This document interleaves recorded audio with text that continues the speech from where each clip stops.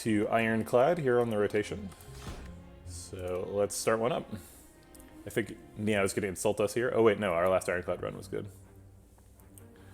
Curse for a Mango, Common Relic, card remove, or swap out. I never swap out as Ironclad because Burning Blood's great. I don't remove as a Neo reward in general because you want to remove strikes and you don't want to remove strikes before you fight Gremlin Knob. So it's between Common Relic and Curse for a Mango, which are both excellent. These are among my favorite Neo benefits. I would only take Curse for a Mango if there is an early shop, and even then I don't know if I would take it over Random Common Relic. Random Common Relics are quite good. Well, some of them are quite good, some of them are not much. Why do I keep clicking on that? There is a shop available. It's on kind of an iffy route though. There's only 2 fights in this route, and you want to hit all 3 before you start fighting elites. So we probably want to go on like this route instead. Looks like we're not getting any more than 2 elites if we go that way though, whereas we can get 3 elites if we go on the right.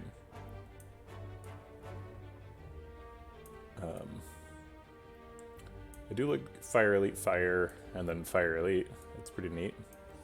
Whereas over here we got just like a Fire and then 2 elites in a row and then a Fire and another elite.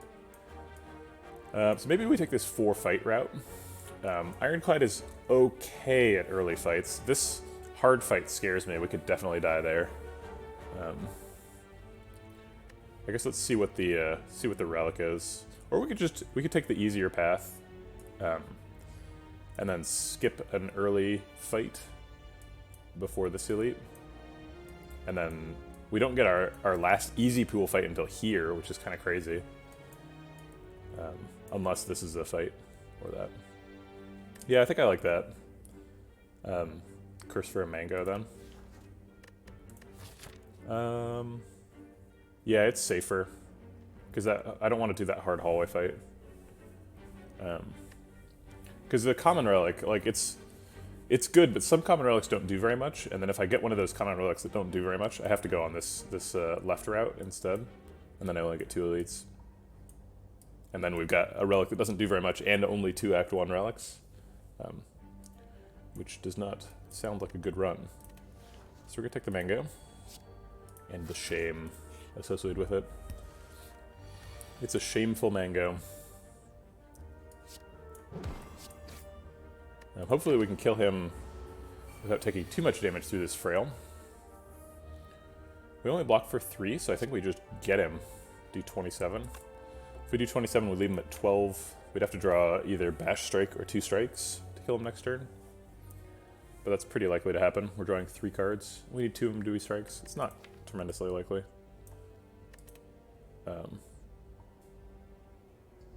But Frail is also wearing off next turn, so we're more likely to be able to block then.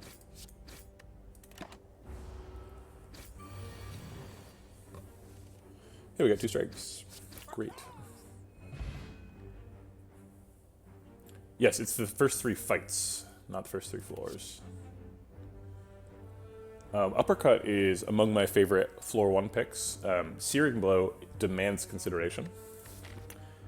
If you see a Searing Blow, you have to see how many fires you have. We have 3 fires, but we're going through a lot of elites, so we're unlikely to be able to use all the fires for upgrades. So I think this is not a Searing Blow run, not against Uppercut at least.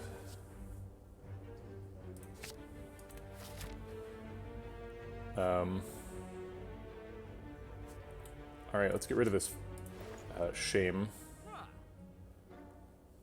We're missing Toxic Egg. Toxic Egg's great. We don't get Toxic Egg for the run. I don't miss Orrery, and I don't miss Meal Ticket too much.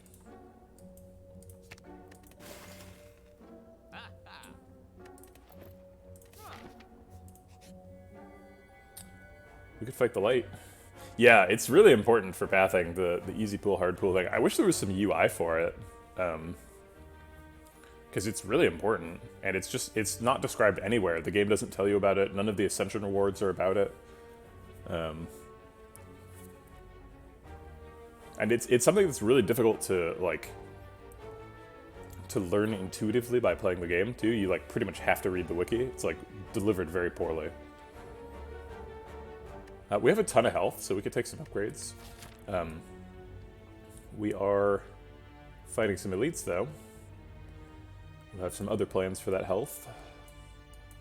Yeah, but we've got so much max HP, so much HP here, I think we have to do it. Okay. Uppercut defend is the max block. Uppercut strike is the max damage. Strike does 13 with uppercut, so we would do 26 total. Leave him at 16, which we would probably be able to kill next turn. And take 12 in the fight. Or we can uppercut, defend, and then he does, what, 8? Yeah, he does 8 damage, and we block for 5 and take 3. But he's still at 29 if we do that. Yeah, that seems way better.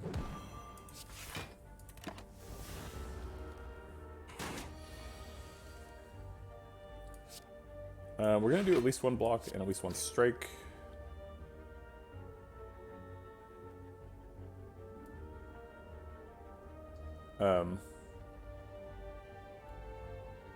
It is not the same for each act. So Act 1 has 3 easy pool fights. Your first 3 fights will be in the easy pool, but then Act 2 and 3 have 2 easy pool fights. So your first 2 fights in Act 2 and your first 2 fights in Act 3 are easy pool. Although the sort of magnitude of the easy pool is pretty different. In Act 1, you get like very easy pool things. They're like kind of just gimme fights where it's like, it's, you know, you should be able to beat this fight taking 0 damage, or like Jawworm's probably the hardest easy pool fight, where it's like you take, you know, 7 or something. But then in Act 3, there's actually a fight that's in both the easy pool and the hard pool, which is the Darkling fight. So in Act 3, the minion pool thing doesn't matter as much, but in Act 1, it's very important. In Act 1, you pretty much always want to take exactly 3 fights before your first elite, because those easy fights are very winnable, and the hard fights can kill you very easily. I think we strike and take 2.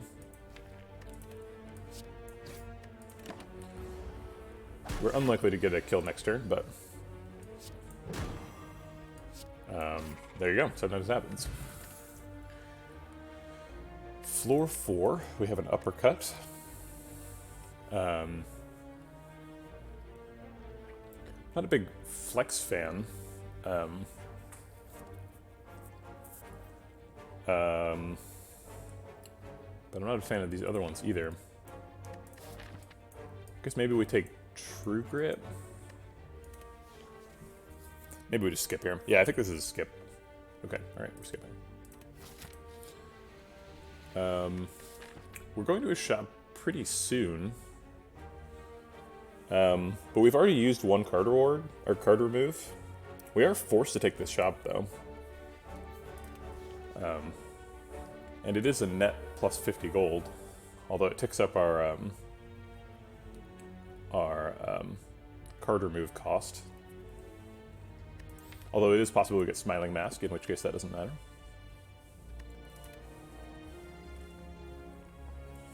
But we have to carry a Doubt through an elite fight. And Doubt can get you killed, so I think we're going to disagree. I think we want to fight the elite and then heal, probably. But if we fight the elite and get it perfect, maybe we take an upgrade.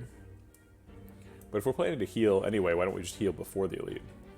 Well, I guess the elite could give us a mango, in which case we would want to fight the elite first, so that we have more max HP, so that we heal for more. Yeah. This knob has been freshly gremlined.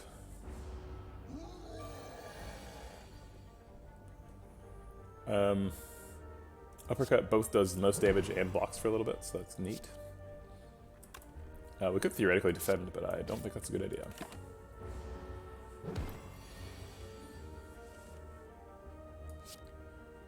We don't have lethal.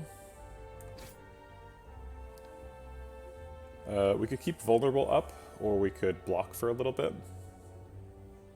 Keeping vulnerable up does a little bit more damage. 12, so he'd be at 15. If he's at 15, do we have lethal? almost every time we have lethal.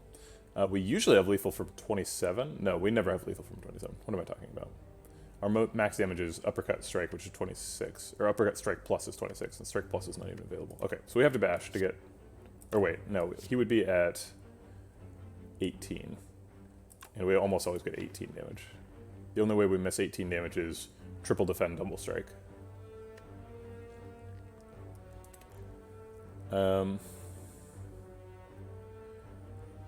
So let's see. So there's a what % chance of missing lethal here? We have to get all 3 defends and none of uppercut in order to miss lethal. Which is really complicated. Like, how do you even think about this problem? Well, we miss uppercut 2 out of 7. That part's not too hard to think about. And then of that 2 out of 7, there's 6 cards, and we would need to get, and they're sort of just like red and black cubes, right? Like some are good and some are bad, and we have to get 3 black out of 5, or 3 bad out of 5. So 3 bad out of 5 is not tremendously unlikely. That's like 50-50. So it's 2 out of 7. And then 50-50 of that, so it's approximately 1 out of 7. There is some conditional probability stuff there that shouldn't actually be ignored, but I am. So it's a 1 out of 7 chance to be unable to kill Gremlin Knob next turn if I strike defend. And defend only saves me, I think it's 2 health. So I'm not going to spend 2 health. I'm not going to take 2 health for a 1 in 7 chance of taking 24 extra, because that's wrong. So we bash.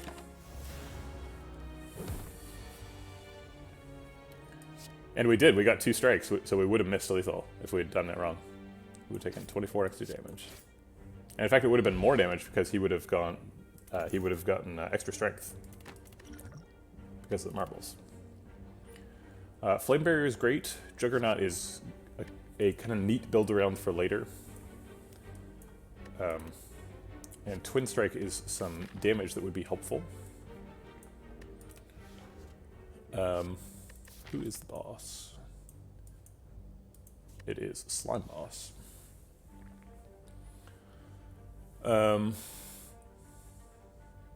It's an excellent emoji. I appreciate that. I don't know who Blur is. Oh wait, yeah I do. I'm subscribed to Blur.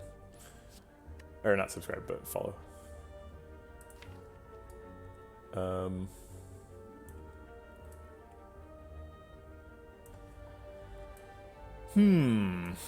Uppercut and Flame Barrier. Both really good cards. They don't really have any synergy. I think that's okay. Especially since we've done the Gremlin Knob fight. Let's go ahead and rest here. It's possible we need to rest at both of these campsites, and I don't want to mess it up by not resting at the first one. Probably a wasted shop here. But we're not missing out on anything super important. Some healing. Frozen Eye. We can pick up a Carnage. Yeah, Carnage on sale. Okay, agree. We can't afford a potion, just barely, if we buy Carnage. We could do Carnage True Grit. I passed on True Grit at a card reward. I'm not sure why I would buy it now. Holding a fire pot for like 10 floors seems a little bit sketchy. Yeah, so True Grit's good, but I actually like don't want to add it to the deck though. It's like not so good that I actually want it. So I think I'll just take Carnage and pass.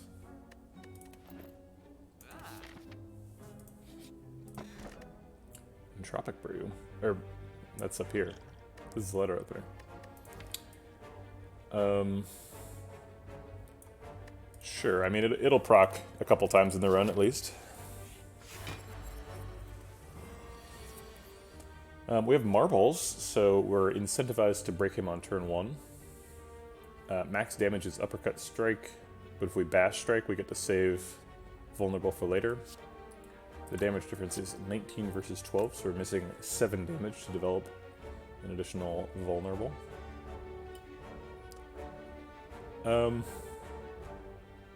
Yeah, I think that's probably good.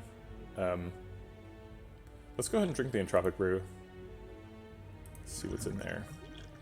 Flex Pot and Blood Pot. Well, I think Flex Pot, we hope, is good next turn. We hope we get like 3 strikes next turn. Or we could do it now. So with 2 attacks. Maybe we just use Blood Pot in this fight, and we save Flex Pot for the next elite. We've got a pretty good start, so maybe we can get away with that.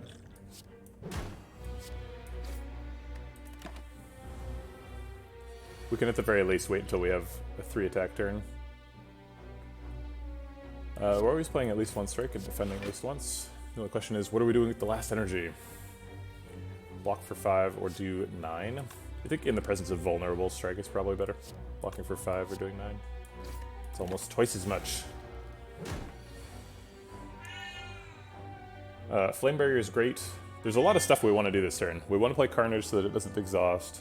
We want to play 3 strikes with a Flex Pot. And we want to Flame Barrier so that we're preserving our life total.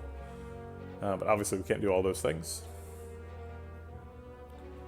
So which one is the best? We could Carnage Strike with Flex Pot. Does 30 plus 9 is 39, so he's at 40, so there's no way that's going to be lethal with Flex Pot. We could get yelled at by our kitty cat, who's... Come here, come here. Oh, I'm gonna have to take a second. We moved her litter box and she's confused, so we're gonna... I'm gonna show her the new litter box location.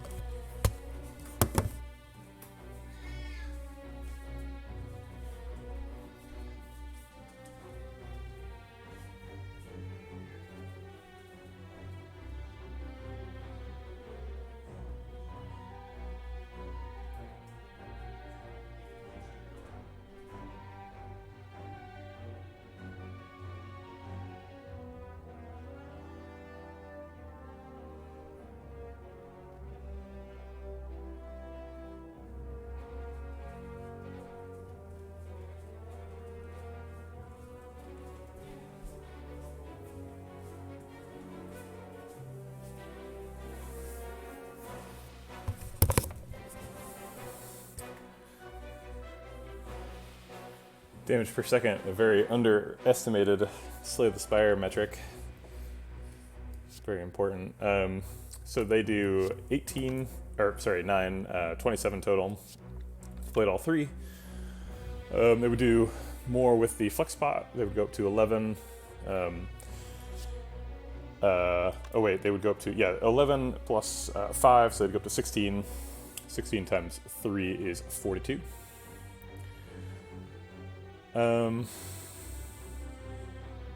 It feels bad to Flame Barrier Strike, because then we're missing out on damage we could be doing while vulnerable, but I feel like Flame Barrier Strike is the best option. My health total is really important. He's not attacking next turn, so we can reestablish the vulnerable with Bash or Uppercut.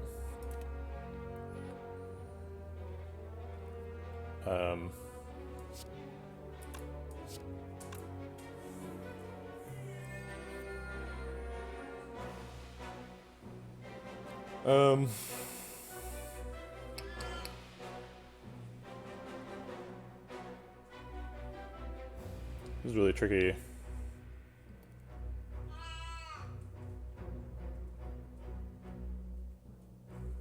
So if we do Carnage Strike, we do either 39 or like I guess whatever 25. It's not super efficient. It adds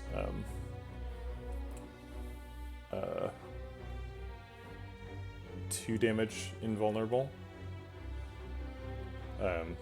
So it goes from 30 to 37. Yeah, exactly. I really don't want to lose Carnage, right? Because when that cycles back around, that's like how we kill him.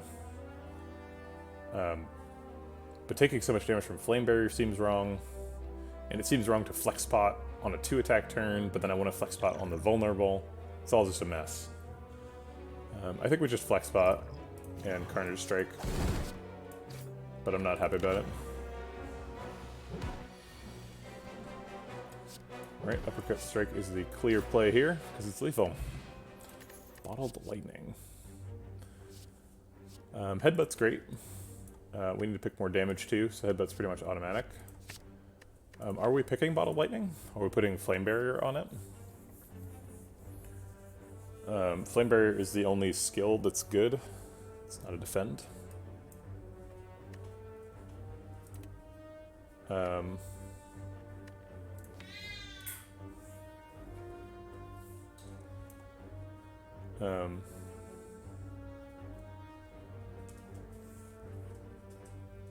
I don't know, her foot was wet. That's why I thought she peed.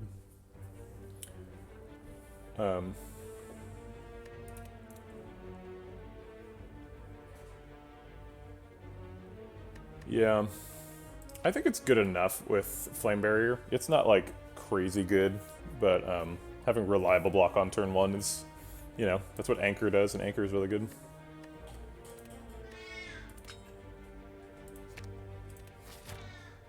I think we want to rest here down to 30.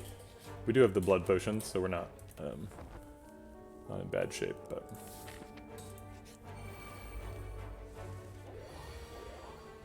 Thanks, marbles. Totally useless. We're definitely going to strike on the less healthy one. We could Flame Barrier to defend, or we can Strike Defend. Strike Defend takes 5, does 6 more damage to him. Is that 6 damage super meaningful? That's the question. So he goes down to 28. Probably not going to be able to kill 28 next turn, because we already used the Strike Plus. I guess we could do Headbutt Carnage, would do it. So there's a 25% chance of that. We'd pretty much always play that if we see it. And striking now is the difference between that being lethal and not. So I'll take 5 to develop that chance.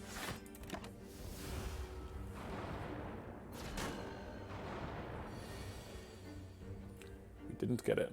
Uppercut actually blocks for a little bit. Does a bunch of damage and blocks for 3. I think that's better than defend, double defend. Defend plus double defend.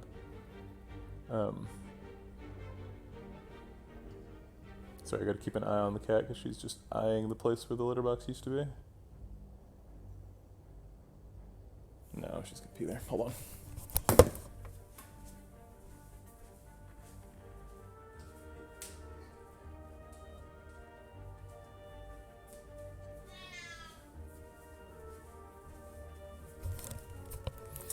Oh, cats.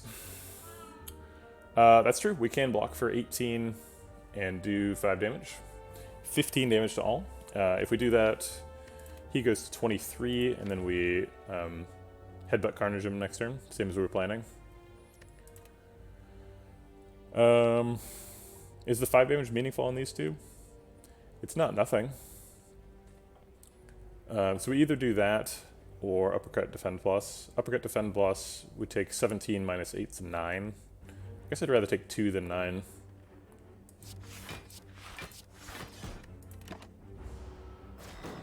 We could just Carnage on him and trust Letter Opener to pick it up later, but that's too risky for my blood.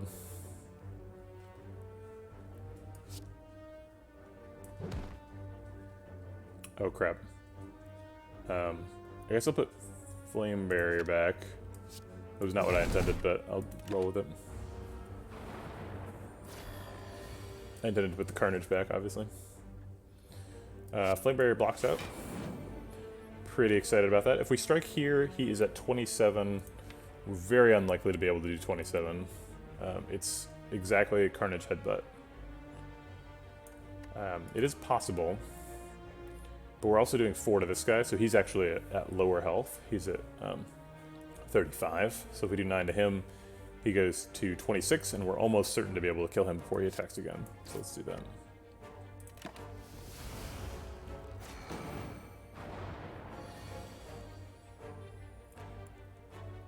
Looks like Defend Bash to me.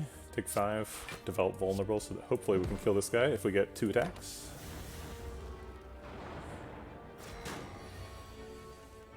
We did. That's great. Oh, we took the perfect route through this fight. Everything lined up very nicely.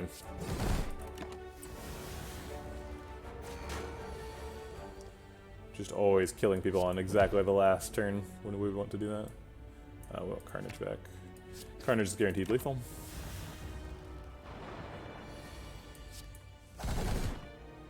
Alright. Happy Flower, it's a great reward.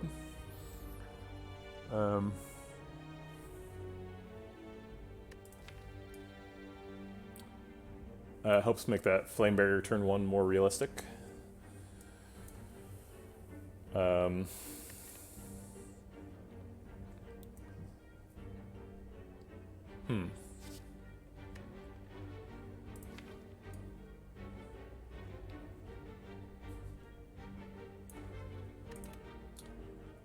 So we got a bunch of attacks. We don't have any strength scaling for Heavy Blade. We're unlikely to find any before the boss.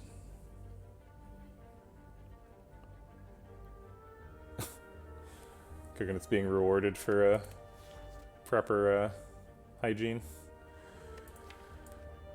Pommel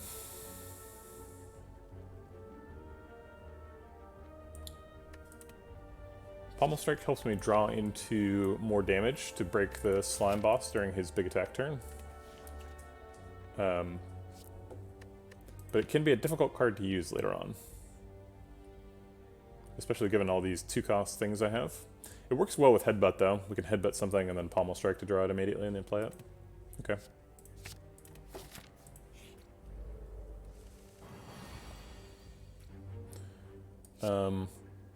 It's a good start. Oh yeah, I forgot this is my super late easy pool fight. Yeah, this definitely demonstrates it's not the first 3 floors, because this is an easy pool fight for sure, two slimes. I was like, gee, that's an easy fight. Ooh, Fairy in a Bottle too, wow. Really good rewards. We do have a little bit of vulnerable stuff. We also have some card draw. I don't know, it's kind of hard to imagine all this coming together. Maybe we just pick Pummel. Pummel's such a weird card, because it's like, I want to pick Strength Scaling, but I only want to get a payoff for it once in a fight. It also is just 1 mana deal, 8 damage, which is something. But like, Headbutt's better than that. Headbutt's a great card, though, so. Pummel got a little bit better when they added Watcher to the game, because they added Akabiko, which is great with Pummel.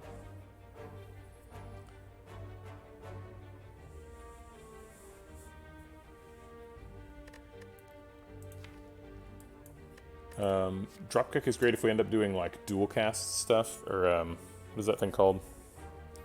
Like if we do like Snecko Eye and Necronomicurse or whatever.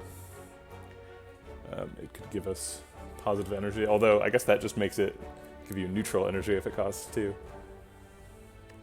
But it's hard for me to imagine picking Heavy Blade being correct here. I think I will, though. I need some damage, and, you know, maybe we'll find some strength. We don't have any reason to love question marks. This would be our first hard fight, or we could just get out of the act without ever doing a hard fight. I think we're pretty ready for a hard fight, though, so let's go take one. Can we kill him? 30... Yep.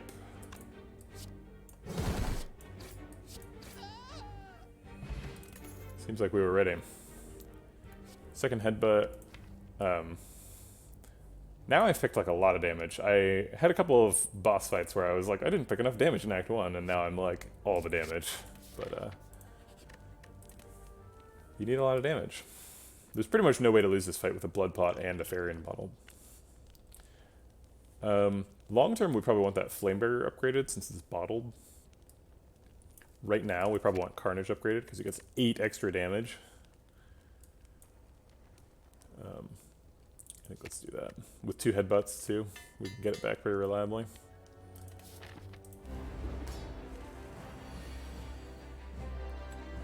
Let's Pommel Strike. Probably want to bash this turn, but yeah, I didn't want to lose Carnage, so let's Carnage. Pretty good turn one.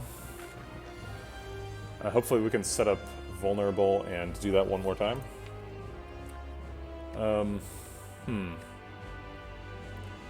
Well, I guess I just headbutt back the Carnage and break him next turn.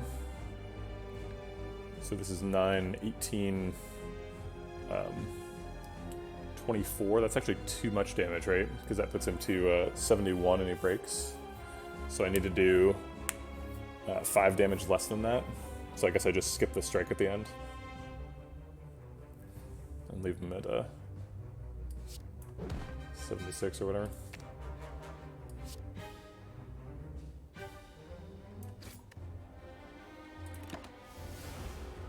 Seems like a good break. Ooh, we get an uppercut with it too, and a Happy Flower, wow. This worked out great. 22 health split, are you kidding me? Easy. We kind of want to headbutt nothing, so we'll headbutt first.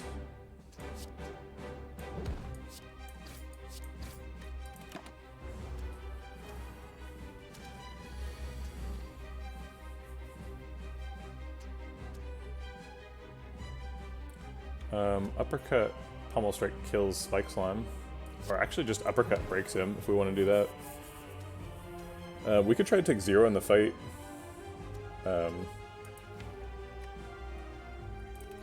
By killing this Acid Slime. We're going to be weak next turn though and have 2 9 health guys. I don't know, I'm not a big score optimizer in general. Not a huge fan of the score system. But I guess I'll go for it, because it's fun. It also technically preserves health, right? But I think it's probably too risky to be correct. But it's paying off. Okay, here I think I will take 3. Well, I guess my weak is wearing off next turn. Let's see, so I know exactly what I'm going to get. More or less exactly what I'm going to get. So if I get Headbutt Carnage, we do get a perfect fight, or Headbutt Heavy Blade. Heavy Blade Carnage does not work though.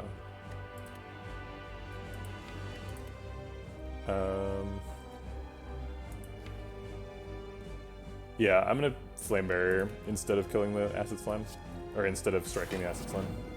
So we're giving up the perfect, but that's okay.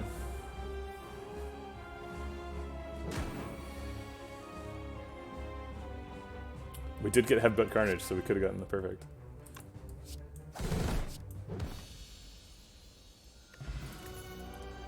Alright, Offering is great. Double Tap is the card I was trying to think of when I was talking about the card that combos with Vulnerable. We have lots of Headbutts and Pommel Strikes, so we're trying to do some kind of combo-y thing. I don't know what it is yet, though. No Demon Form, which is kind of what we were looking for with the Heavy Blade.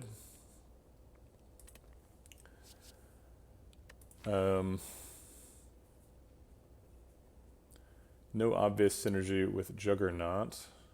Although a Headbutt can put back like a Body Slam. Body Slam is a card that's pretty good to combo with. But Offering also helps combos. Good morning, Fudgy Pudgies. Or it's morning for me. Good afternoon to you. How does that work if you're talking to somebody many time zones away? I guess I say good afternoon to you and you say good morning to me. Is that how it's supposed to work? Anyway, it is morning here in California. I don't know where you are, but I'm going to presume that it's afternoon there. So I've cut it down to 50% of the world. I'm zeroing it on your location. I think Offering's good. Offering's a great card. It's good with Headbutts. We have lots of expensive stuff, so it helps us play up. Double Tap's good too. Salutations to you in whatever way are appropriate for your people. God, Kieran, I noticed that you weren't here. I was really bummed out. Really ruined my day. Yeah, we had some very short runs and died a lot. So we're back to Ironclad. I think we're taking Offering. Like Offering's great. We don't have any like extra healing, but like maybe we'll turn into a vampire or something. Snecko Eye. Well, it's not great with Offering. It is great with Carnage and Flameburn, Uppercut, Heavy Blade. It's pretty good with Headbutt too. Can headbutt back the stuff that's good. Congratulations, Fudge Budgies. It's a good feeling. We can do Mark of Pain. We have some draw, so the wounds don't hurt that much. What's your next Slay the Spire milestone, Fudgy Pudgies? What are you going for? Or we could Astrolabe and get rid of the 3 of the unupgraded strikes and turn them into something else. I kind of like Astrolabe here because we have all this like combo enabling stuff, and we don't have a combo to play.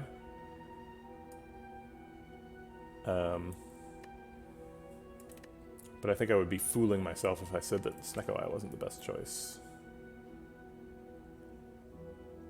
Snecko Eye is always the best choice. Or nearly. So we'll take Snecko Eye. Yes, they do. I would say the best character in High Ascension is Watcher. Followed by probably like Silent and Defect are somewhat tied for second, and then Ironclad at a distant fourth. 2 easy pool fights here, so we could take this fight and that fight and these 3 questions, try and turn it into a vampire at the question marks. We're up against Champ, so we really need to find whatever we're trying to combo around, whether that be like a limit break or just something.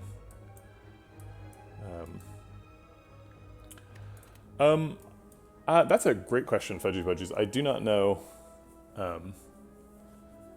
I haven't actually had too hard of a time with Silent. It's funny you say that, Kieran, because I've definitely had a harder time with Ironclad. I won more recently with Ironclad, but so I think that the reason Ironclad struggles in High Ascensions is Ironclad it has a very sort of linear deck building strategy. You like most Ironclad decks have pretty much the same plan. You just like find some sort of strength combo, whether that's like some like artifact plus flex, or like or demon form or something like that, and then you like play a bunch of Shargadoffs. There are some variations, right? Like sometimes you get an Ironclad deck that's like, this time I'm gonna, exhaust a bunch of wounds and play Feel No Pain.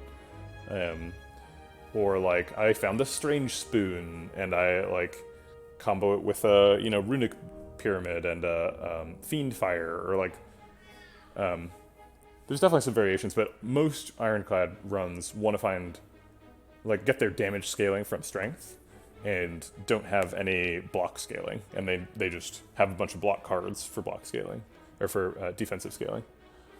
The cat is confused again. Hold on.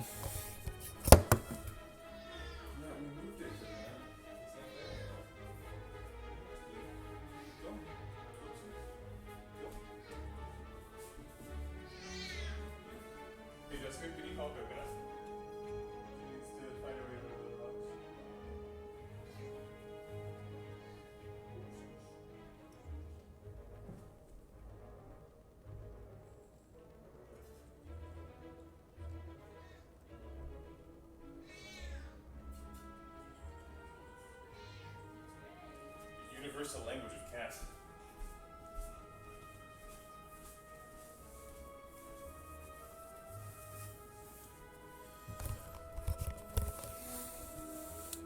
Okay, but yeah, it's just But Watcher, which is the newest character and the most complex, because they wanted to continue ramping up the complexity for their elder players, because they've already done their launch, right? So they added Watcher for existing players. Hey Vyun, or Yvan, maybe it's like Ivan. But because Watcher is more complex and there's all the like stance changing and crazy stuff happening, if you're able to play optimally, you're able to find a line of play that's like really effective. So it's much less linear than Ironclad. So you tend to have a higher ceiling. Yavun, hello.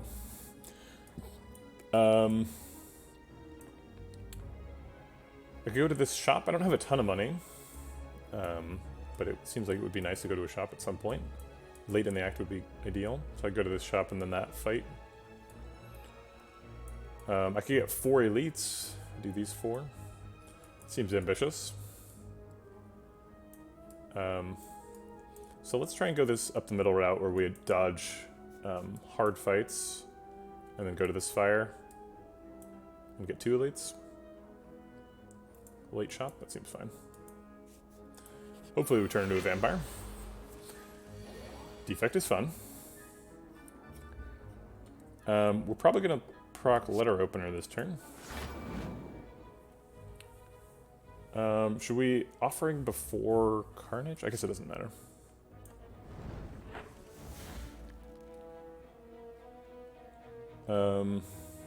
We actually can't proc letter opener.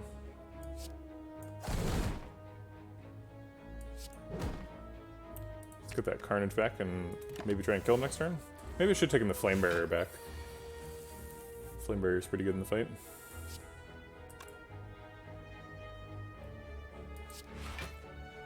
Always playing that.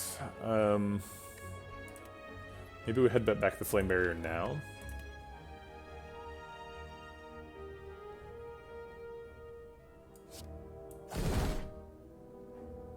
No, I think we just head back the Carnage again. And hope for lethal next turn. Actually, that's guaranteed lethal for next turn. But there you go. We're gonna have to drink the blood potion. Actually, maybe we just skip the Blessing of the Forge. Blood potion is like, what, 18 health? Yeah, so we would be missing on like 5 health. Ooh, Infernal Blade Plus with letter opener is pretty good.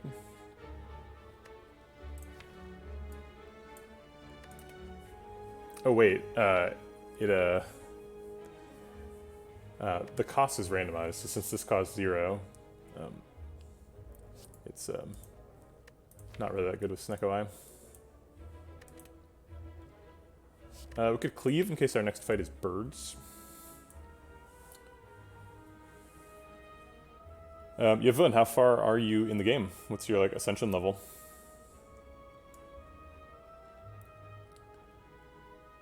I don't think I'm too worried about birds because I have a bottled flame barrier. I think we just skip here. And skip the potion. Where are you?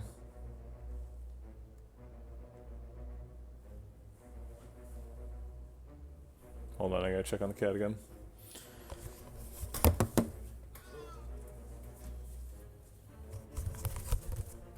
She was nowhere near as far away as I thought. She's just under the couch. Level 1. So do I have tips for new players? For defect specifically, it can be there's kind of like a couple of different directions you'd end up wanting to go. One of the strongest ways to play defect is combining bias cognition and some form of artifact. So the way this works is you get an artifact charge from any source. Typically that source is Core Surge, but it can be an ancient potion, or it can be the relic Clockwork Souvenir. So that gives you an artifact charge, which removes the next debuff you would get. And then you play Bias Cognition, and Bias Cognition gives you 5 focus, and it also gives you a debuff, which causes you to lose 1 focus per turn, and that the artifact charge interacts with that that debuff to remove it, so you only get the 5 focus, which is excellent. And so you combine that with typically like frost orbs to generate like 100 block a turn, is sort of the way you plan on breaking the game. The other main defect plan is to like just play a whole bunch of powers. And this defect plan is not always available. It tends to be, it's sort of gated by a couple of relics. Those relics are Mummified Hand or Bird-Faced Urn are the main ones that you need to find at least one of those two. And then you just like pick every power you can find, you just play a bunch of powers and stuff goes crazy. You fill up your orb slots and you get 100 focus and people die. Those are generally the 2 ways to play. I would avoid Claw. Claw is a trap that a lot of people get caught in. When you're about to pick Claw, think how, like, if Claw is up against, like, Rip and Tear, right? Rip and Tear does, like, 14 damage, and Claw does, like, infinite damage, right? So Claw can be crazy, but think about how many times you would have to draw and play Claw for it to catch up to Rip and Tear. Would be my advice to a new player. Likes Defect. This is nowhere near good enough to lose either Bottled Lightning or Happy Flower.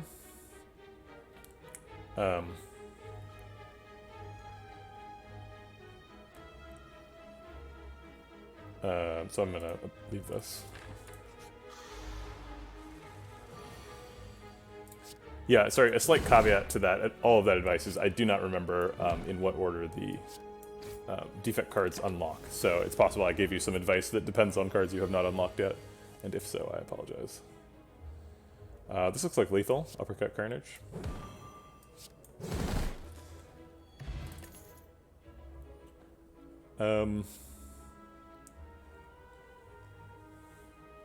Yeah, Claw can work okay, right? But yeah, I really only think Claw is typically good if you have All for One. If you have All for One, Claw can be extremely good. Oh, there you go. We did pick Heavy Blades, so we're a little bit committed to getting strength scaling. We don't have to.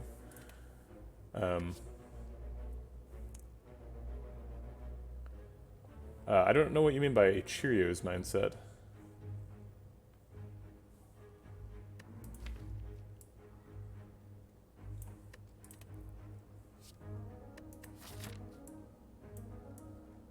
Are you talking about things that cost 0?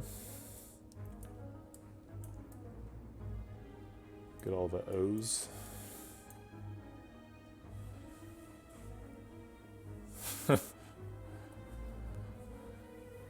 How's it going, Sir Artemal?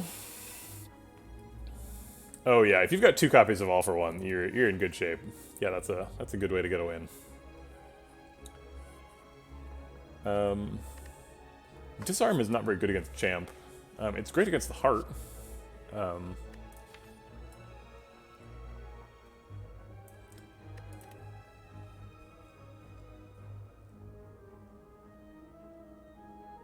Oh, you had both intangible and bites? You were a ghost vampire? Yeah, that'll do it. It sounds like quite a deck. You're not going to get all that stuff every time. Let me tell you. So the place to turn into a ghost and get bites and get intangibles are these, right? These 3 question marks. Because those events can only happen in Act 2. And in Act 2, after the chest in the middle of the act, you get a bad event, which can kill you. So early Act 2 question marks, that's where it's at. That's how you turn into a vampire. Do we take a Wild Strike? Do we need damage? I don't know. I think we just skip this. I'm getting a queasy feeling. I don't know, it seems like we're falling behind. You. We got a ton of max HP already, so I think we're going to skip the Darkstone Periap and take a key. He's not even attacking when I've got my Flame Barrier. Oh, man. That's just rude. Zero cost bash, I like.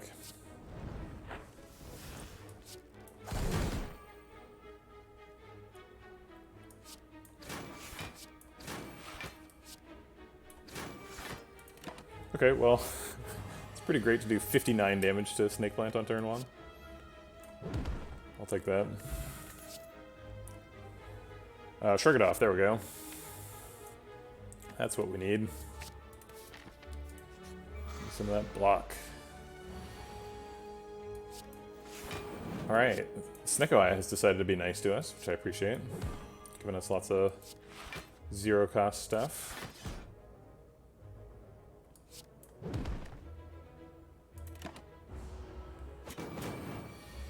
Yeah, this is a Snecko deck, so we're a little bit afraid of the wrath of Snecko here. And here we are, getting a 3-cost Carnage Plus. Very unfortunate. We can block for actually quite a bit with Uppercut. Uppercut blocks for 6 here. Oh man, yeah, you should definitely pick Snecko if you can. Snecko is kind of a game-distorting relic, because it's so good. No. Snecko is top tier. Snecko is like one of the best relics. It's definitely not like a bravery pick. It's a cowardice pick. It makes you very powerful, and the main thing is the card draw. Drawing 2 extra cards every turn is very important.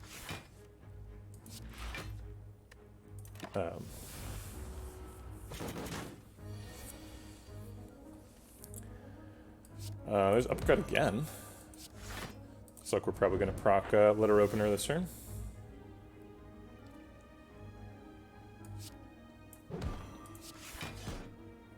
And then play a 2-mana Headbutt on probably the Uppercut again. Keep that rolling.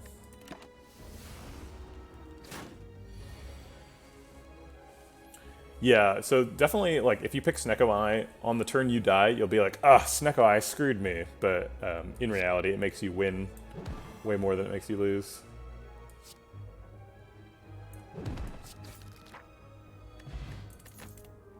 Well, now we have Art of War and Letter Opener, so the game is telling us to pick skills.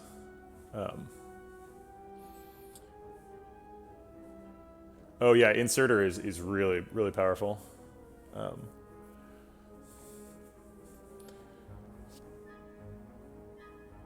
We could take Blood for Blood. Blood for Blood's pretty good with Snecko.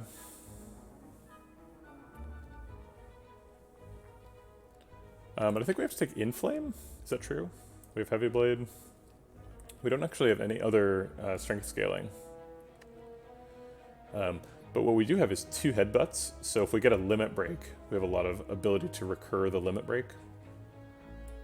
And currently we don't have any strength to start with, so we might need Inflame just to get that going.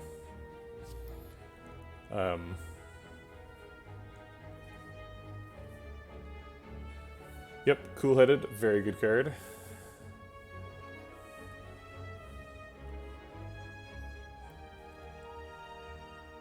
I think I'll take Inflame here. It's, I'm not super excited about it, but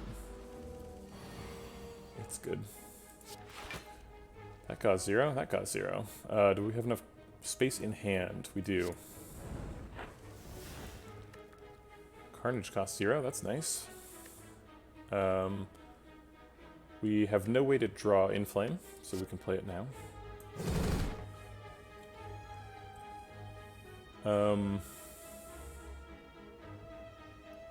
Are we killing him? 13, 26. Yeah, we are killing him. And we've already got her almost walked out. So let's Headbutt back the Carnage. And then I guess Headbutt back the Shrug It Off. Kill him. I guess I could have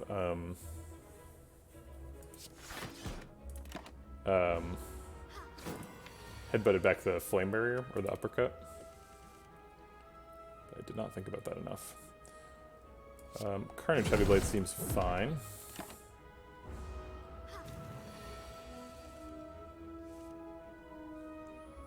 Snecko tried to screw us, but Happy Flower saved us.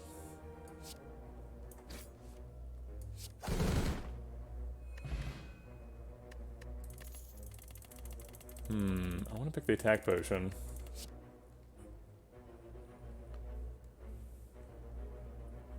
Third copy of Headbutt is available.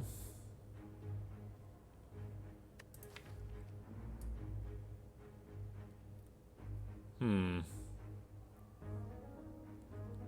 don't know if I want 3 Headbutts, especially since I haven't found the limit break yet. Other option is Intimidate. Intimidate's pretty good. Intimidate's kind of good because it costs 0, though, and it doesn't cost 0. So I'll take Headbutt. Do I just drink the blood potion? We heal for 16. Yeah, actually 16 is almost full value. We only get like 18 out of it. Okay.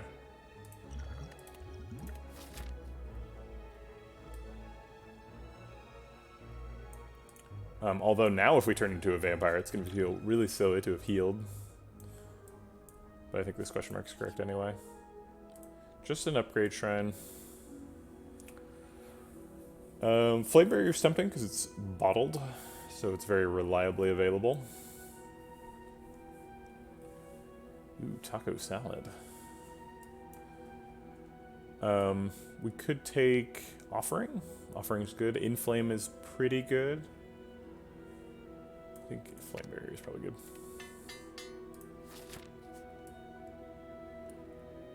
I'm not sure if I called this out. I'm going to go to this one so that I do a fight instead of a question mark because I don't want to get thwacked.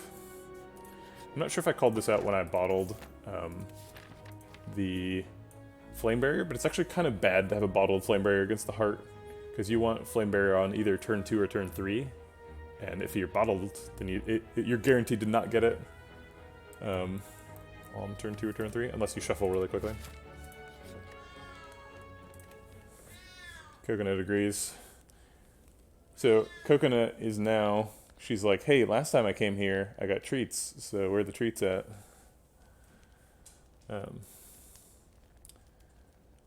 She's always very confused by the world. I think I'll take an Inflame upgrade, since we get a free one. Now let's see what the fight is. Upgraded Bash is good too. Here's another fight where turn 1 Flame Barrier is not good. I guess we want to Pommel Strike and see what we draw. Maybe I should have vulnerable to him before doing that. I guess it doesn't matter because I'm killing him this turn.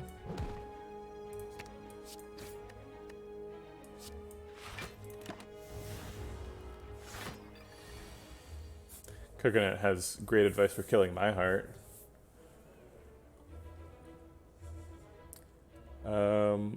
We're probably going to Offering, but let's shrug it off first. I love Whirlwind. Whirlwind's great. The best thing about Whirlwind is if you upgrade it, it does 10 damage, and then it's just like immediately better than all of your strikes, even if they get like upgraded. So it just like, you don't need to pick as many like damage commons if you have a Whirlwind, because you can just rely on it to just be the best damage whenever it's in your hand, which is really nice. It also strength scales, although it only gives you 1 extra strength per energy, but strength scaling per energy. I would like to play Carnage, but it looks like I don't get to because it costs 3. So I think we're going to Inflame Heavy Blade. Oh wait, everything else costs 3 or 2. Awkward. Heavy Blade is doing, with Inflame, 23 damage. So we're missing 5 from Carnage. I don't really have anything I want back with Headbutt. I guess Flame Bearer is what I would take. So we'd be skipping, this does 23, and this does 9, so we'd be skipping 14 damage to get back a Flame Barrier. Doesn't seem worth it.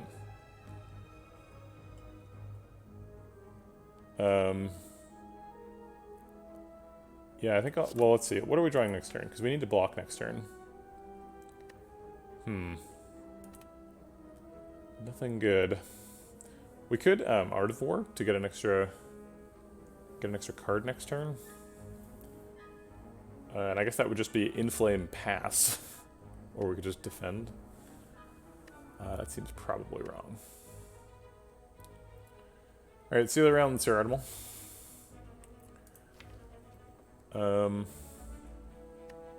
Yeah, I think I like Inflame and Headbutt the best.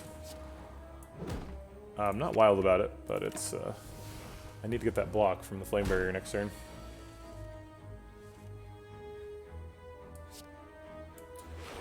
Zero cost bash is fun. And we can defend for 3, or we can strike or headbutt. I think strike is the best. There's nothing we super need to headbutt. He is attacking for 11 next turn.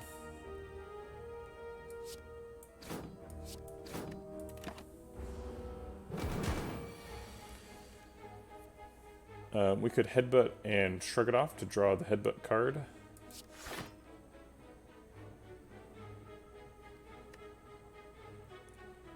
Barricade's fun. That combo almost never works though, unfortunately. And even when it does work, Barricade is the worst part of it. You can do the thing that Barricade does with a Calipers, although that's a rare relic, so it's pretty rare when you'd want to actually build around Entrench. But if it is possible that Niao gives you a rare relic, and if that rare relic is Calipers and you're Ironclad, you should 100% build around Entrench and Body Slam, because that can work. But you pretty much only want to do it with Calipers and not Barricade, unfortunately. Barricade turns out to be just too expensive, and it can be on the bottom of your deck, and it's a rare, so you can't count on getting it. So it's hard to make that synergy package work. Okay, if we're gonna headbutt Shrug It Off, what are we doing?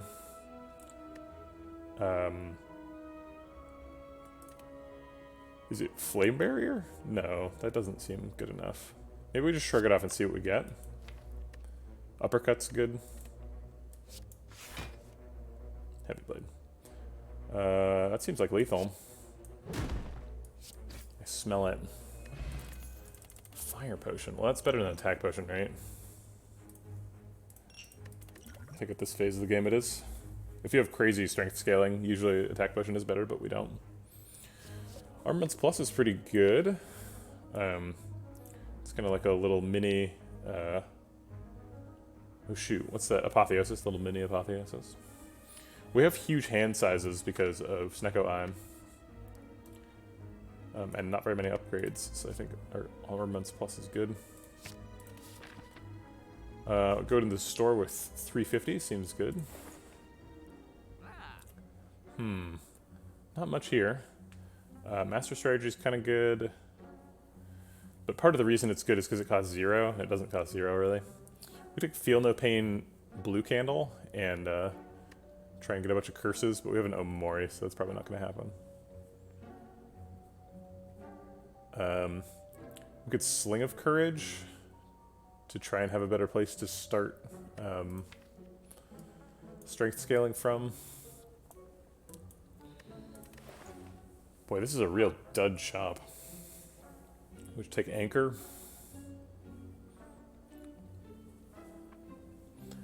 Are we a Feel No Pain deck? We have Feel No Pain and Reckless Charge available together. That's pretty neat. Because Reckless Charge is Daze Auto Exhaust.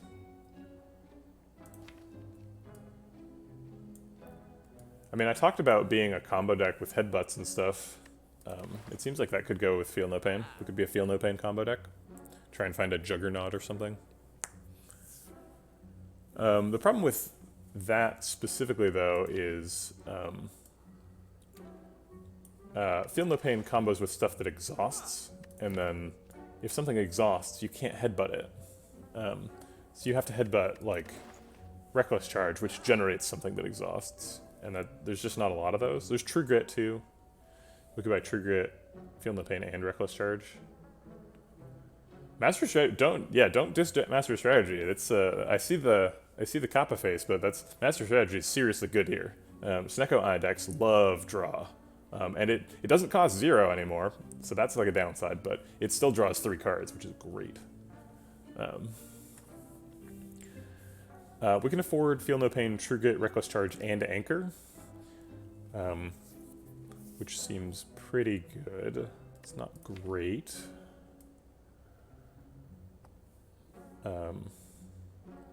Snecko Eye frequently makes cards cost 0. Yeah, I'm just saying like Master Strategy innately costs 0, so Snecko Eye frequently makes it more expensive, which makes the card worse in general. So like ideally with Snecko Eye, you just pick all the like, you know, you fill your deck full of Meteor Strikes if you're defect, right? Because it's like doesn't cost 5 anymore. Sometimes it costs 0. But it doesn't mean that 0 cost cards are bad. It just means that cards have randomized costs, right?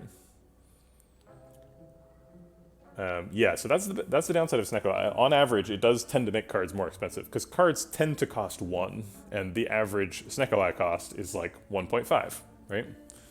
Either costs, you know, the average of 0 to 3 is 1.5.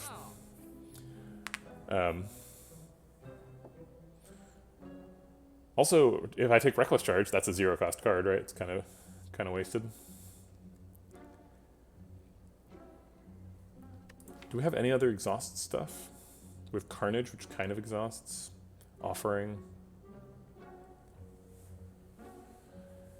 Seems pretty weak, but we have to find something, and like, Champ is very soon.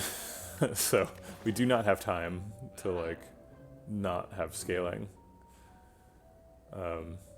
Champ's just gonna kill us.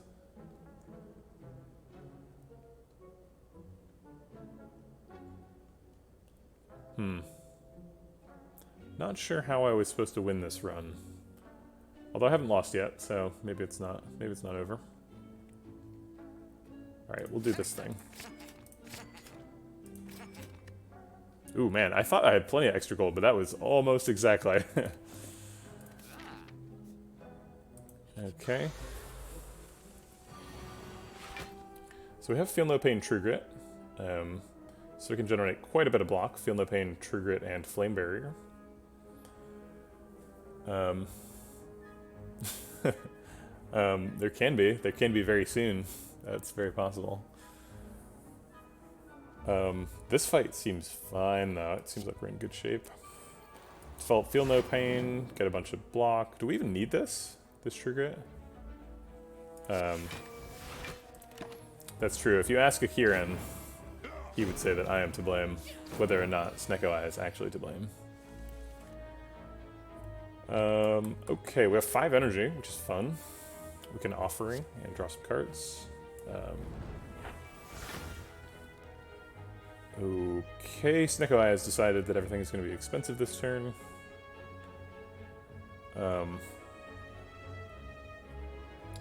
We could Armaments.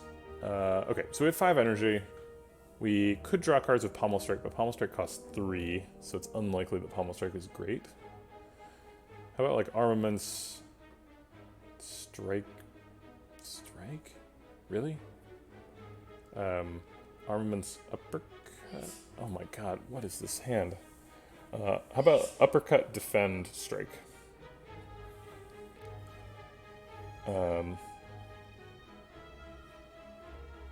If we Uppercut and Strike on the same target, then we're doing 9 plus 6 it'll be. So that's 15. It's out of range of Fire Pot.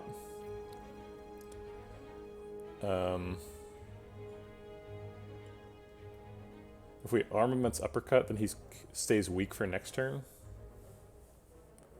And it still blocks for 5, so it's like pretty much the same as playing this block.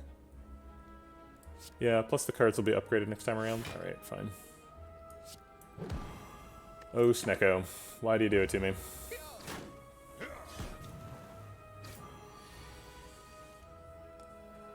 Carnage costing 0 is nice. I'll take that. I would love to be able to kill him with Letter Opener. Doesn't look like that's happening. So we're gonna have to use... Oh wait, we can Inflame and then Carnage. That's probably lethal, right? So we're weak. Carnage is doing 28 damage on the card. So it would go up to 31. So 31...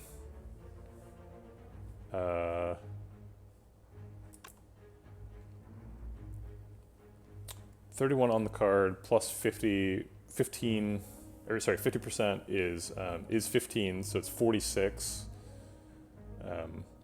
And then 25% less than what was it? 46. 25% less than 46 is 6 damage less. Wait, no, that's not true. Is 11 less? So it's 46 minus 11, so it should be lethal.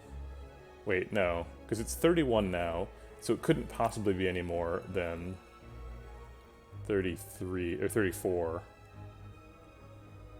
I'm just gonna do it. I'm sick of doing the math. This costs 2 though. Maybe it's not right to do it. Alright, fine, we're gonna just do a calculator.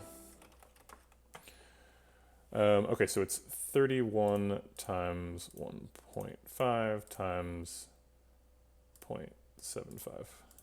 So it does 34, so it'll kill him.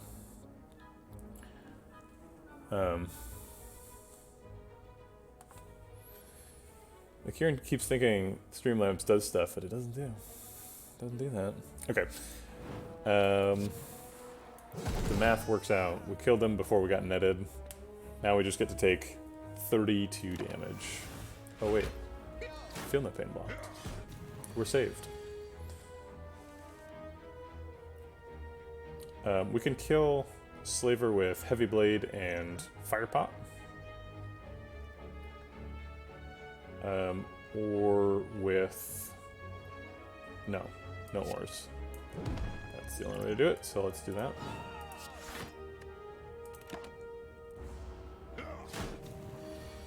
Which bot do I need to install for you to know how to work it? Because I don't really care which bots are installed. Do we have lethal? Uppercut plus Carnage seems lethal. Yeah. Well, we lost a ton of health in that fight. We got a mango. So it's all good.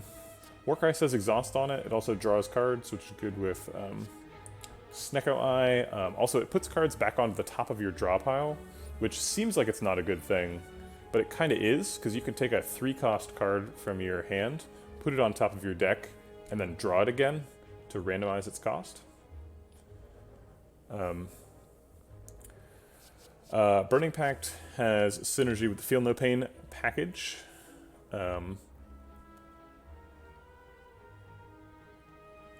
And it's great with Snecko Eye. Gets a little bit of a less average cost increase than Warcry. Sometimes you end up burning things you don't want to burn. But I think it's better overall. Warcry is already upgraded.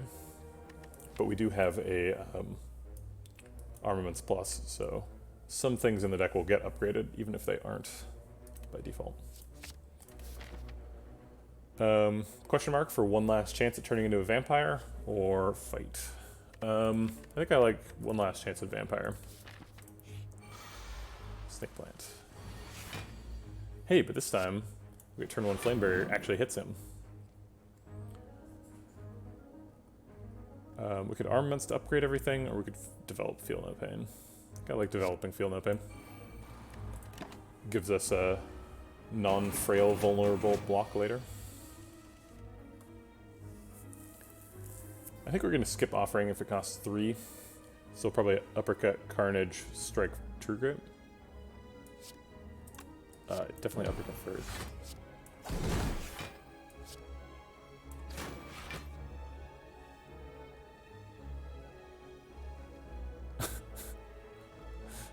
It's not doing any insertion stuff. This is, apparently there's just no way to do it. Great. 0 health lost Snecko fight. I think I like, or not Snecko, Snake Plant. I think I like Dex Pot better than Explosive Potion.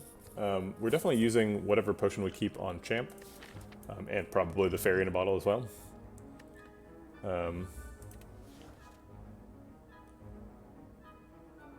Hey, there's progress. It did something with the the brackets. It interpreted that. Maybe put the @ sign inside the brackets.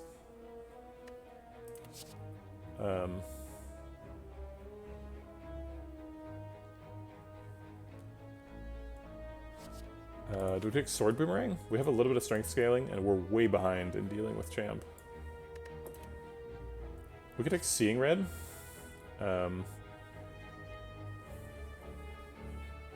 No. Maybe it just removes everything that's in brackets? It must be that it didn't understand what's in the brackets, though. Maybe just user? I don't know. Hey, Yvonne. How's it going? Take Seeing Red. It's kind of helpful with Snecko Eye, and it's kind of good with Feel No Pain. But it's also just kind of bad. But on average, it gives you energy, and it blocks for 3, so I think I'll take it. It's kind of a marginal pick, but let's do it. Let's rest so that we have a shot at killing Champ. Not a good shot necessarily, but a shot.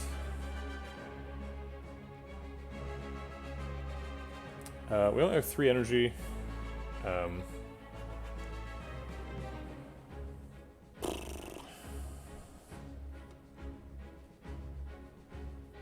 So we can block with Flame Barrier, or we can draw with either Offering or Burning Pact. Ooh, Milkshake. Huh. Did you, like, make your own milkshake, or did you, like, go buy a milkshake?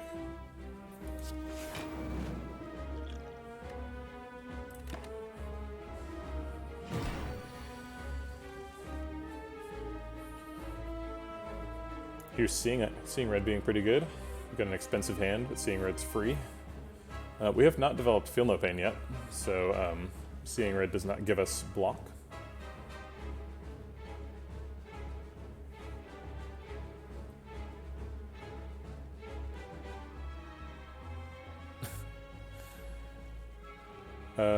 Uppercut blocks a little bit. Maybe we save Seeing Red until we have Feel No Pain. And just True Grit defend this turn. Seems fine. We hope that True Grit hits the strike. Oh, great.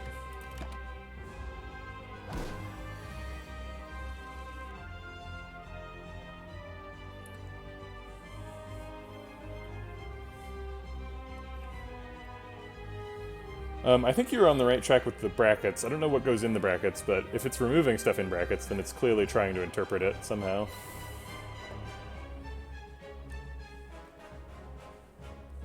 Okay, we're gonna Armaments because we want to upgrade everything. And then we're probably gonna Feel No Pain and Headbutt. What do we want to Headbutt back? Probably the Offering. I'm gonna have a big turn next turn.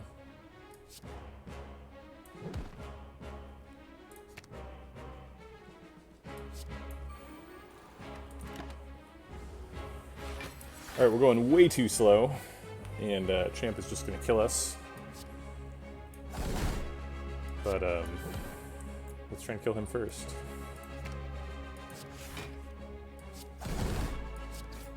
That was a good turn.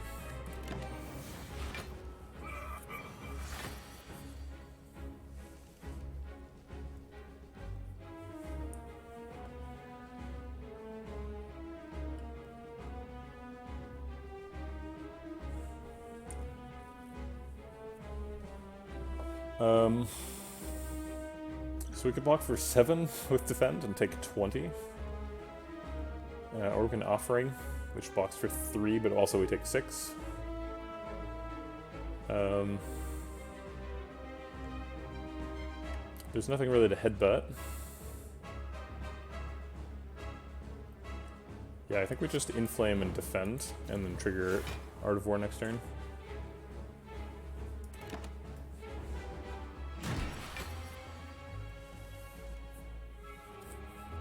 Well, that zero-cost Carnage really wants to get in there.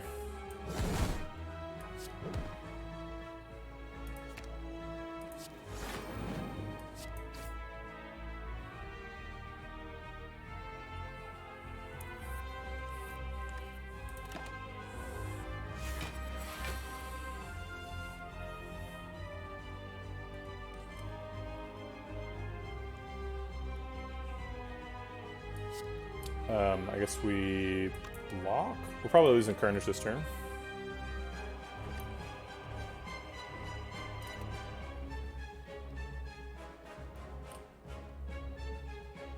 But maybe not. It's the only 3-cost card.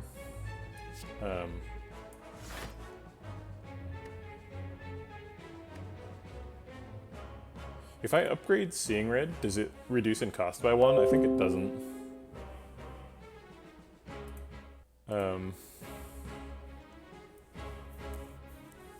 So Uppercut blocks a little bit. We could draw with Pommel Strike. Try to get like a Burning Pact or something. I guess we want to upgrade Uppercut first. Aha! Wow. Apparently that was it. Just needed to be all lowercase.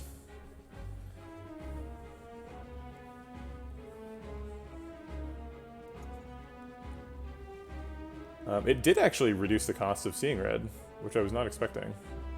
So I guess we play out the whole hand this turn. Burning Pact costs 3.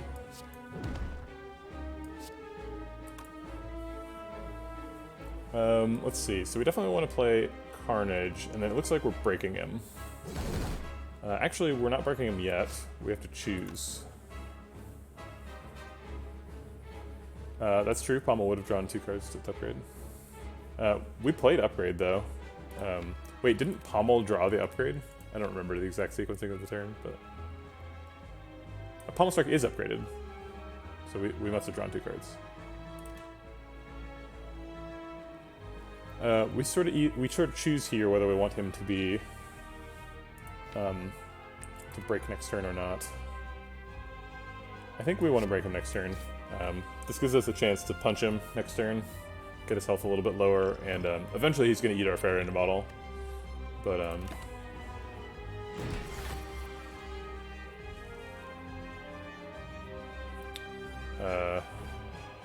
oh, so unupgraded Pommel Strike only draws 1 card. I think that's the source of the confusion.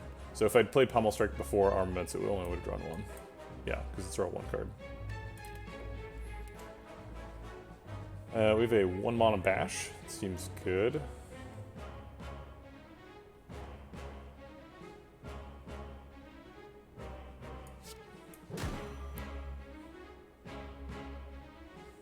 I think the Pommel Strike in my hand is upgraded now only because I have played Armaments. I only have 1 copy of Pommel Strike, so I don't think there's another one snuck in there.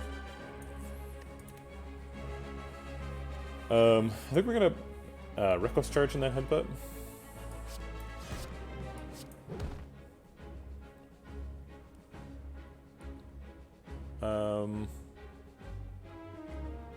I'll headbutt back the Bash.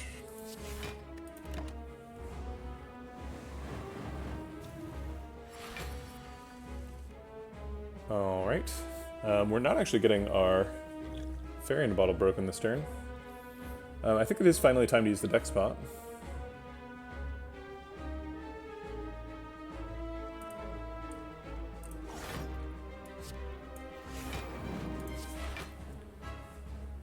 And then we can uppercut to block a little bit too.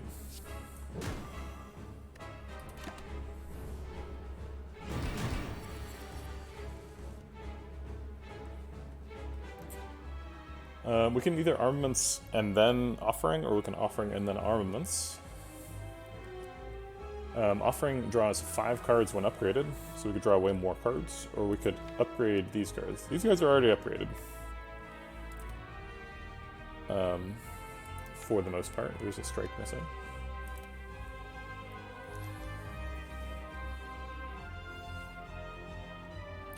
We probably want to upgrade before we either trigger it or shrug it off, and we probably want to play one of those two, because otherwise we're taking a bunch of damage. But then I also want to play Carnage and Heavy Blade this turn, so maybe not all these things are happening. I guess Offering gives me a little bit of extra energy. If I Offering, I shuffle right now. Is there anything I want to play and then get into the shuffle? It seems like a 0-cost Carnage, if it came back, would be pretty neat, so let's try and get that into the shuffle.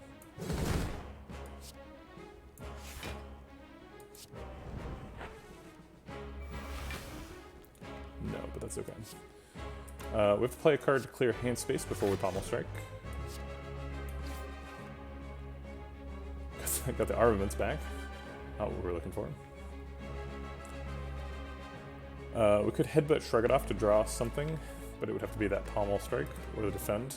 And there's no point in redrawing the Defend because we're already blocked out. So maybe it's just Heavy Blade Headbutt. Yeah, I think so. Looks like we got there.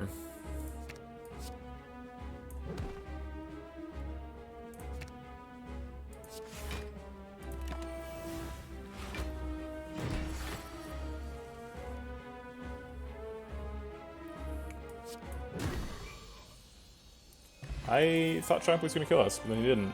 I'm a little bit surprised. We have a ton of health, so we could try to do Brutality stuff.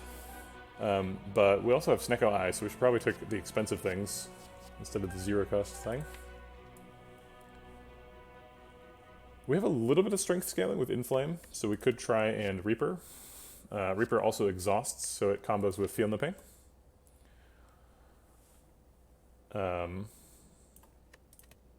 But Bludgeon just does a ton of damage. That thing hits hard.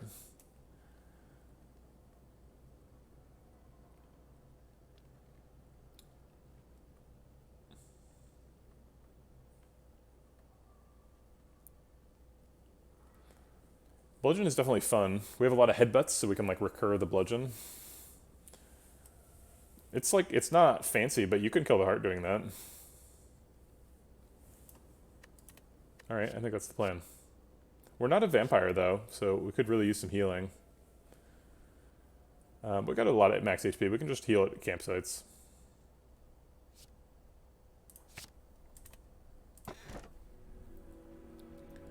Sacred Bark is great. It's a little bit less great because we have a Fairy in a Bottle already stuck in our potion slots, and Fairy in a Bottle doesn't really work with Sacred Bark.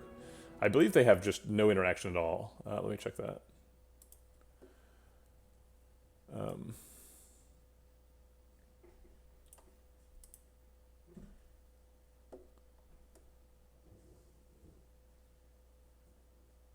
It does not list Fairy in a Bottle as being unaffected. The only ones it lists as being unaffected are Blessing of the Forge, Elixir, Gambler's Brew, Stance Potion, and Entropic Brew, and Ambrosia, and Smoke Bomb. So maybe you come back at 60% health, is that true?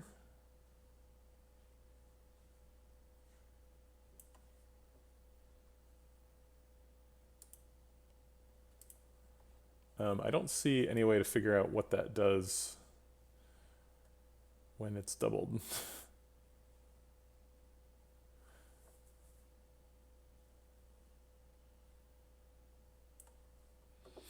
Okay.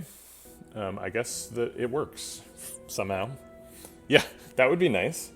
It's Fairy Bottles doubled is you come back to 30%, get an extra Fairy Bottle.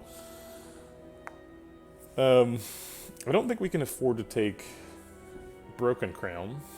Maybe this is a Sozu pick. We already have a Fairy in the bottle, so we're ready to... No, I don't think I'm going to search of it on YouTube right now. I'm busy. No Scope the Pope. Wow, that's a pretty insensitive username, I have to say. It's sort of unusually aggressive. I think I feel pretty good about Sozu here. We've got a Fairy in Bottle, which we would hope to take to the heart, so maybe we don't need potion slots. So let's try it. Worth pointing out, I was hoping to find a limit break during that boss reward section, and we did not find one. Still hoping we can eventually build around limit break. We have to go this way, because we want to kill the heart, and this is Act 3. We probably want to dodge the early shop. And we don't want to do 4 hallway fights, so I guess we go this way.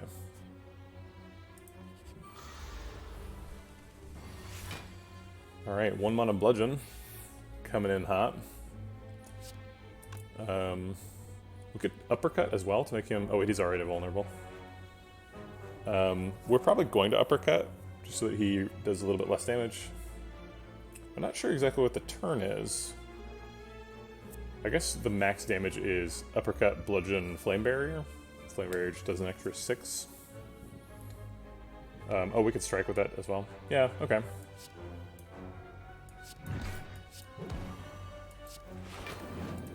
So he's at 10. Seems good. I guess I could have tried to set up Happy Flower, but I don't care about that. There's Whirlwind. Don't know about that.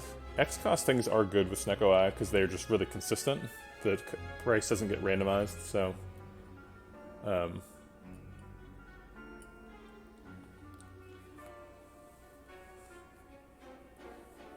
The Sacred Bark is now there's 2 fairies in the bottle, and occasionally they reproduce, and if you have another potion slot, you get an extra fairy in a bottle.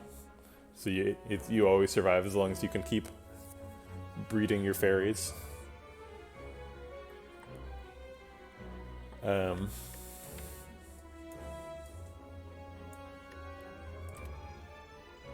think we skip here. I'm not sure exactly what we're looking for, but I think this isn't quite it. Maybe Havoc? If we had like a demon form or something, Havoc would be crazy. We don't have anything we're like super trying to hold on to.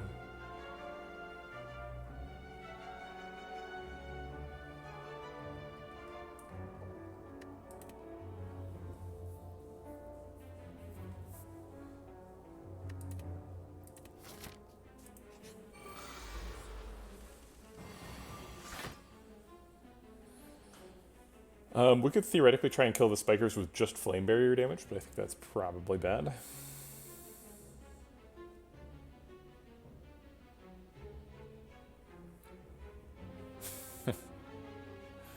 I have done Omniscience on Omega before, that's fun. I also like Omniscience on Beta, actually, because then you shuffle 2 Omegas, and they're not guaranteed to be like the last card. We're already blocked out, but we can play Flame Barrier to get 6 damage into a Spiker. Also to block out so that we can punch a different Spiker. I mean, I guess I like that. It's not super impressive, but...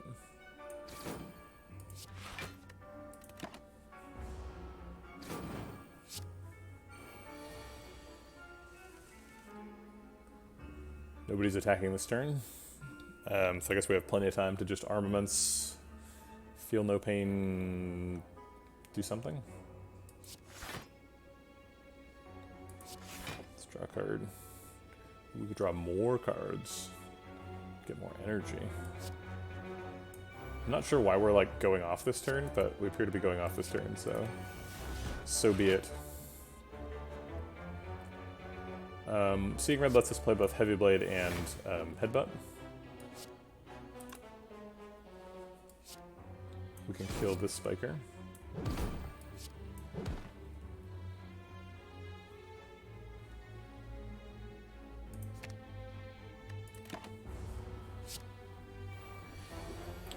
I do not have any videos on starting out. I do have a YouTube channel, and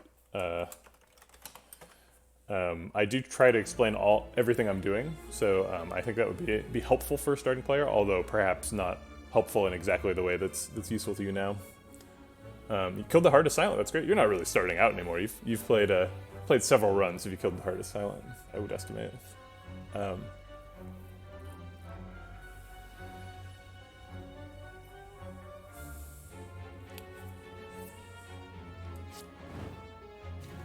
Let's see. So we want to kill the Spiker with taking minimum damage. It looks like maybe we'll just like double defend and bludgeon him next turn. So let's just kill the Repulsor.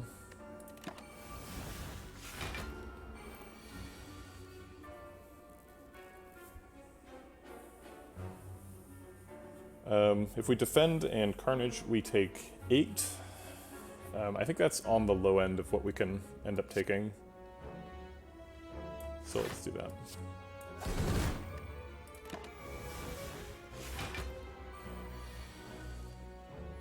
There's the Bludgeon. We can Flame Barrier Bludgeon to block out and kill him. Seems good. Not setting up Happy Flower very well, but that's okay. Not a big deal. Clothesline blocks a little bit. Also, things that cost 2 are generally good with Snecko Eye. Get a little bit of a discount on average. but it's not so good that I think I want it in my deck. 29 is about the right size for the deck. You don't want to get too big, or else the deck starts being really inconsistent. So yeah, I think we skip here. Still looking for that limit break, or just something we could play repeatedly with Headbutt. Definitely playing Bludgeon on this turn, and Bash, because it's free. Then I guess we just play Feel No Pain, because there's no point in playing the other two things.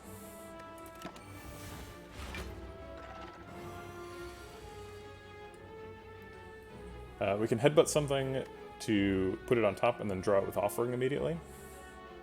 Offering is worth -1 energy currently, which is kind of a bummer. It seems like we want that Bludgeon back, so at the very least, let's do that. And then maybe we just, like, Inflame and Headbutt again instead of Offering. Offering doesn't really do anything this turn.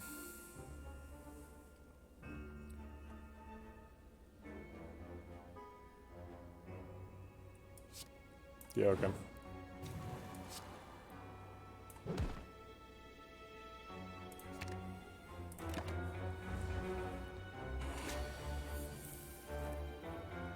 That was the wrong card to Headbutt. The Maw always alternates between attacking and not attacking. His non-attack can either be a buff for himself or a debuff for you, and his attacks can be either one big attack or a multi-attack. And the multi-attack scales based on how long the fight has been. So getting back a Flame Barrier on a turn when I should know he's not attacking is wrong. Let's Armaments to get a little bit more damage out of that Bludgeon, and then punch him.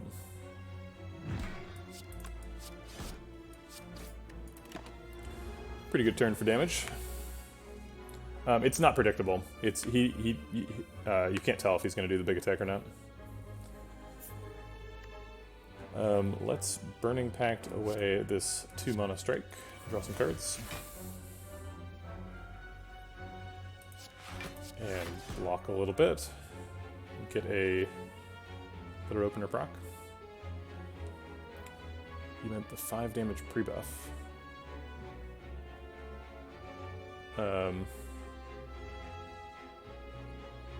Oh, this is the multi-attack. I'm not sure how to interpret your question, but this is the multi-attack.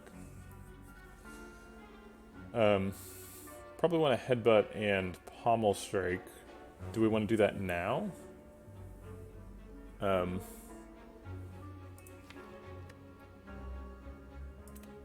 Yeah, let's Pommel Strike first. Draw one of these, maybe block a little bit. We're 8 block behind, so perfect. So now I can Headbutt back the Bludgeon Plus and get some extra block. Cool, we blocked out. I think the baby hit is actually the multi-attack, because the multi-attack, it gets more attacks the longer the fight goes on, and so the first time you see it, it would be 5 times 1, which is why it looks like the baby attack.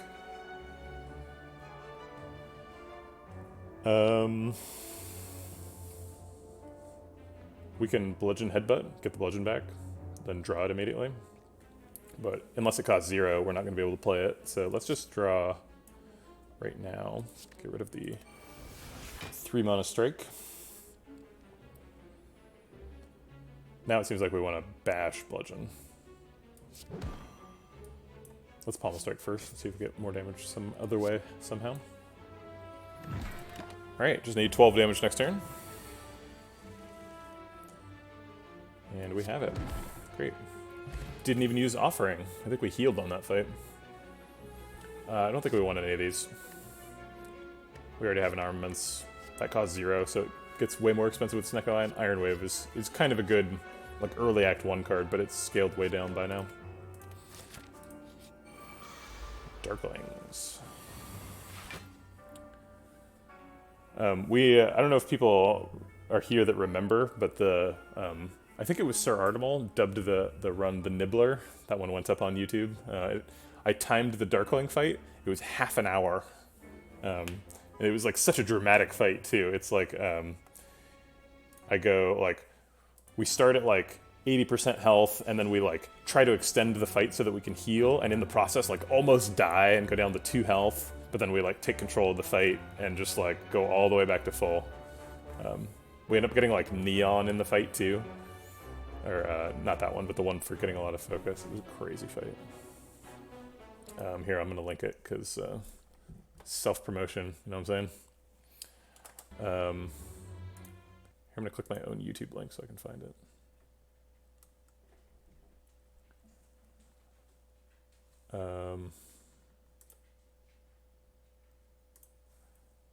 There it is.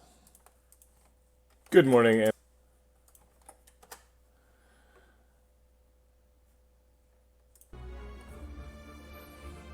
I guess you're very active in chat, so I remember you. But somebody named it in the chat, so that's now out there in the world. We want to uppercut this turn, but if we want to inflame, we want to inflame before we uppercut, so we have to decide that first. It seems like maybe we want a flame barrier instead of inflame. Nah, I think inflame, uppercut, pommel strike is probably the line. We can take 9. This fight's pretty dangerous, so I don't feel bad about skipping 9 block. Although flame barrier also does do 12 damage, but it's kind of spread out. I guess we can uppercut the front guy instead of the back guy. I was gonna do the back guy because he's getting more, so he's a little scarier. Hey T Willie, thanks for the follow, appreciate it. But if I uppercut the front guy, then I block a little bit, and then I feel a little bit less bad for missing flame barrier. Yeah, let's do that. You definitely want to hit one of the outside 2 guys, because they do multi-attacks. The middle guy, even though they all look the same and they all say Darkling, the middle guy never multi-attacks, and the outside 2 guys who do multi-attacks. Another one of those hidden mechanics Mega Crit doesn't want you to know about. Everything costs 0, yay! Let's draw some more cards. Maybe they don't cost 0. They don't. Okay, so we can use a strike to kill that Darkling. So let's do that. And then we can start working on either the middle or the back Darkling. I think the back Darkling, even though he has armor, is just more of a threat.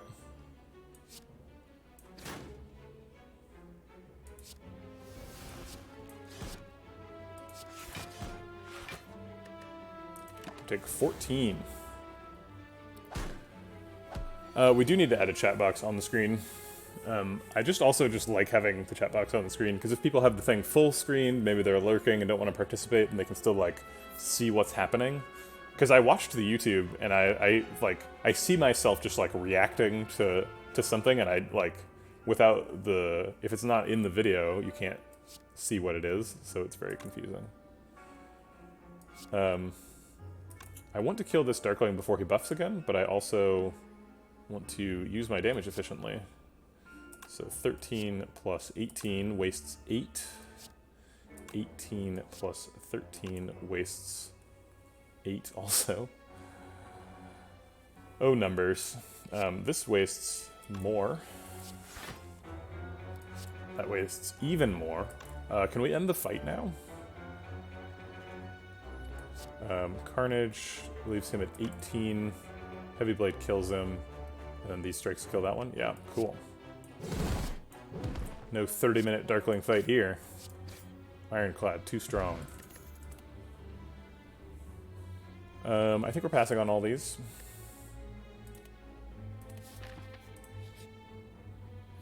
Alright. We can take 9,999 gold. You don't get 9,000 gold. I don't know why I always think you get 9,000 gold with this. You do not. You get 1,000 gold, not 10,000. Because we have Omamori, so we don't get any curses. It's a good way to die with 1,000 gold, though, because we're about to do this fight. If we upgrade all cards and can no longer heal, makes us a little bit sad. We're at 73 health. We actually don't need that many upgrades. We have some upgrades, and we also have armaments plus. So we're not, like, desperate for that. Usually I do fight a boss from Act 1, but usually I don't have a 2-charge Omamori just ready to go. It's hard to ignore how good that Omamori is. We don't have, like, a courier or any, like, gold synergy stuff, though. So it's like, if we take the 1,000 gold, we basically just go to shops and buy everything they have, and then still have extra money at the end of the run. Which is kind of sad. Also, there's only one shop, and I have to go through 3 elites to get to it.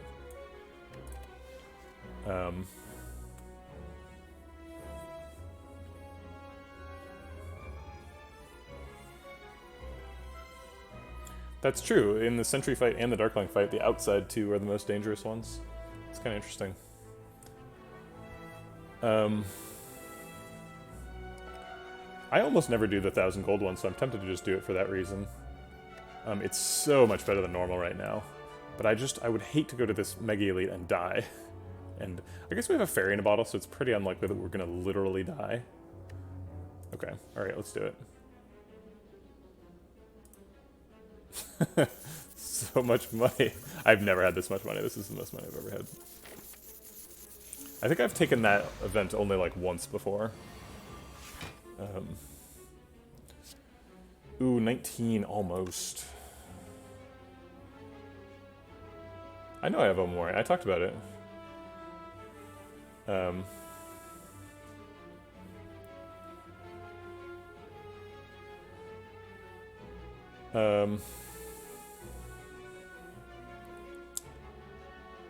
So, okay, so we can do 2 strikes to kill one of them, and an uppercut, plus flame barrier to kill the other one. I mean, I guess. Snecko says we can play the whole hand. Oh wait, we can play 3 skills. When we play 3 skills, they take AoE 5 damage. So, uppercut kills 1. Okay. Uppercut kills 1, and then... Actually, uppercut kills this one perfectly.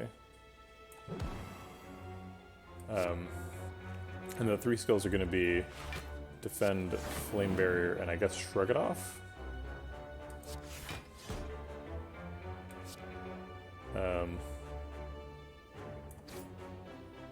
And we can let him die to his own damage return.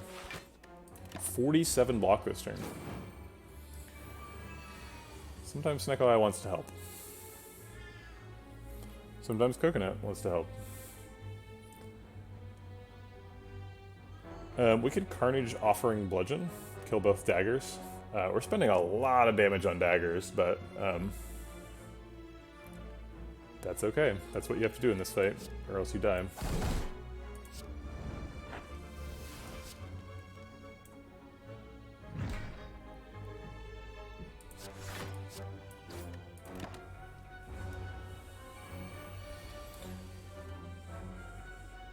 We can Burning Pact our something, and then armaments to upgrade a whole bunch of cards. That seems pretty good. I think we're just going to get rid of the Ascender's Bane. Keep all the good cards.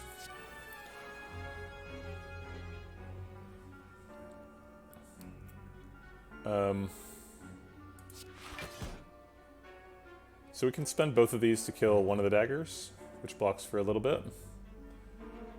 We're taking a scary amount of damage this turn. Oh, we can't play both of those. I said a thing and it was a lie.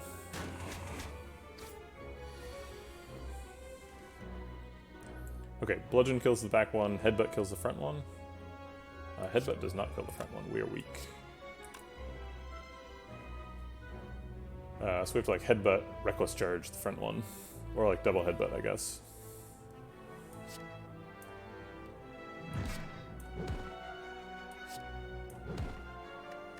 Okay, we're staying alive. She is just non-stop summoning daggers, too. She is zero chill. I guess we keep the Bludgeon Headbutt train rolling. Actually, we can block out and do a little bit of damage with this. But then we don't Headbutt back the Bludgeon. Oh wait, we can just kill it.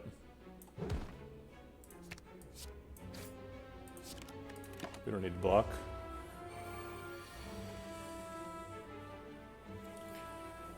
Well, we're definitely going to Burning Pact a wound for 0. It's pretty much auto, always happening.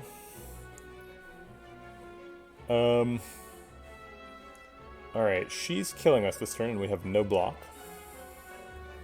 So we're going to go to 30% of our max HP, which is conveniently 31? No, just 30. Just 30. We can kill both daggers, and then she would kill us and put us to 31, or we can just kill the back dagger, because the front dagger... Oh wait, no, if we don't kill the front dagger, we die to her first attack, and then we go to 11, and that's sad. Okay, so we'll continue wasting all of our damage on daggers. It's possible I could have done that more efficiently. I wasn't really paying attention. I think the heavy blade would have also killed the dagger and did slightly less damage than bludgeon.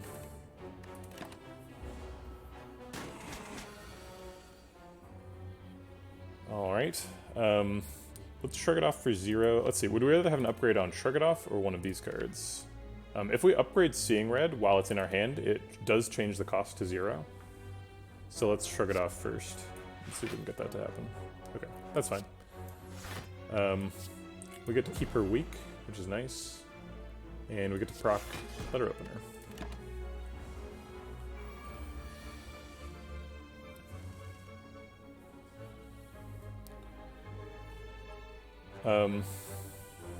Do we have lethal? 52 plus 46 is 98. Plus 22 is lethal. Great. That's too much energy. We don't have that much energy. Sorry. 52 plus 18 is 70. Plus 46 is... Oh my god, 116? Are you kidding? I cannot believe we're off by 1 right now.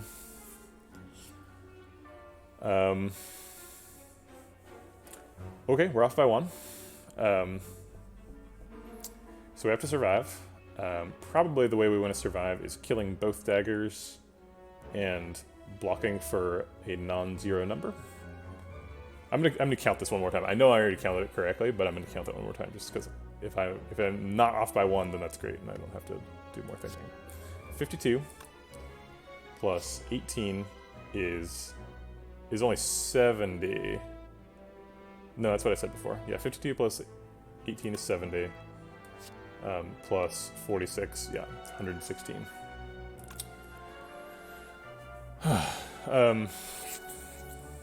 Yeah, Happy Flower this turn would have been lethal, but Happy Flower procced earlier in the fight, so it's hard to blame it too much. Okay, Seeing Red blocks for 3, so we'll play that. I guess we have to Carnage and Bludgeon. Oh wait, we can kill a dagger with Headbutt Strike and kill the other one with Carnage. And then Headbutt Strike allows us to defend a little bit more, and we can Headbutt back the Carnage for next turn.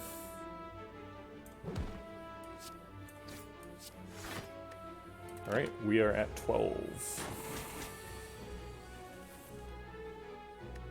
Uppercut blocks. Carnage does a bunch of damage. We can't play all the cards in the hand, but we almost can. We can play all the attacks. I guess I'll just play the Strike last, because it's the weakest.